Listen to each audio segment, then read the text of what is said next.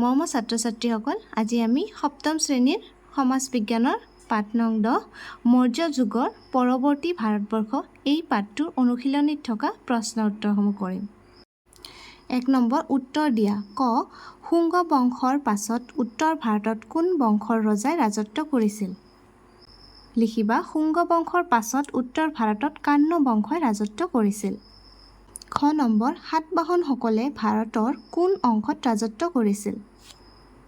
লিখা সাতবাহনসকলে ভাৰতৰ দাক্ষিণাত্য অঞ্চলত ৰাজত্ব কৰিছিল। গ কলিংগ ৰাজ্যক বৰ্তমান কি নামেৰে জনা যায়? উত্তৰ কলিংগ ৰাজ্যক বৰ্তমান উৰিষ্যা নামেৰে জনা যায়। ঘ নম্বৰ ত্ৰিৰাজ্য বুলিলে কোন কেইখন ৰাজ্যক বুজায়? ত্ৰিৰাজ্য বুলিলে চল, চেৰা আৰু পাণ্ড্য এই কেইখন ৰাজ্যক বুজায়। উঙ কুশান বংশৰ সৰ্বশ্ৰেষ্ঠ ৰজা কোন আছিল? কুশান বংশৰ সৰ্বশ্ৰেষ্ঠ ৰজা কনিষ্ক আছিল। নম্বৰ উত্তৰ লিখা সাতবাহনসকলৰ ৰাজত্বকালত কাৰ কাৰ লগত বাণিজ্যিক সম্পৰ্ক স্থাপন হৈছিল? সাতবাহনসকলৰ ৰাজত্বকালত ৰোমান সাম্ৰাজ্য আৰু দক্ষিণ পূব এছিয়াৰ দেশসমূহৰ লগত বাণিজ্যিক সম্পৰ্ক স্থাপন হৈছিল। খ নম্বৰ কনিষ্কৰ শাসনকালত বৌদ্ধ ধৰ্ম কেইটা ভাগত ভাগ হৈছিল? নাম দুটা উল্লেখ কৰা। লিখা কনিষ্কৰ শাসনকালত বৌদ্ধ ধৰ্ম দুটা ভাগত ভাগ হৈছিল। ভাগকেইটা হ'ল হিনজান আৰু মহাযান। গ নম্বৰ সংগম সাহিত্য কেই প্ৰকাৰ আৰু কি কি? সংগম সাহিত্য দুই প্ৰকাৰৰ, সেইকেইটা হ'ল বৰ্ণনাত্মক আৰু নীতি শিক্ষামূলক। কুশান যুগৰ দুটা শিল্পকলাৰ নাম। লিখিবা কুশান যুগৰ দুটা শিল্পকলাৰ নাম হ'ল মথুৰা শিল্পকলা আৰু অমৰাৱতী শিল্পকলা। উঙ নম্বৰ মৌৰ্য পৰৱৰ্তী যুগৰ জলসিঞ্চনৰ বাবে ব্যৱহৃত দুটা ব্যৱস্থাৰ নাম। মৌৰ্যৰ পৰৱৰ্তী যুগত জলসিঞ্চনৰ বাবে ব্যৱহৃত দুটা ব্যৱস্থাৰ নাম হ'ল নলা আৰু কুঁৱা। প্ৰথমচ মৌৰ্যসকলৰ পৰৱৰ্তী যুগৰ গাঁওবিলাকত কি কি বৃত্তিজীৱী লোক বাস কৰিছিল? দুটা বৃত্তিৰ নাম উল্লেখ কৰা।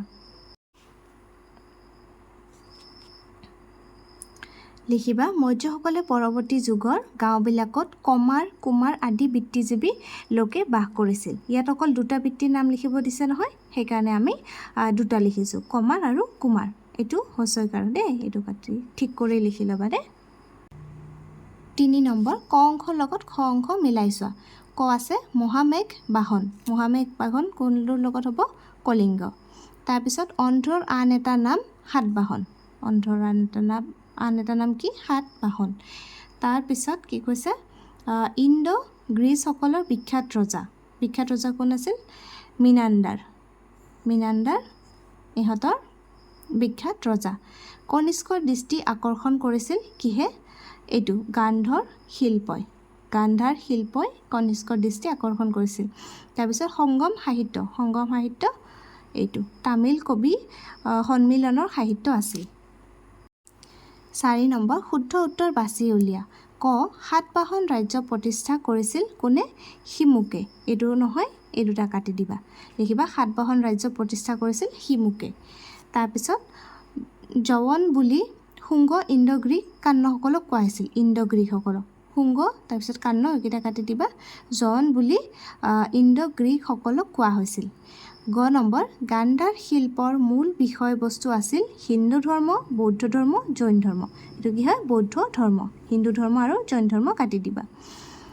ঘ নম্বৰ গণ্ডফৰ্নিচ কুশান পহলৱ শক বংশৰ শ্ৰেষ্ঠ ৰজা আছিল। এইটো কি হ'ব? পহলৱ হ'ব, কুশান নহয়, শক নহয়।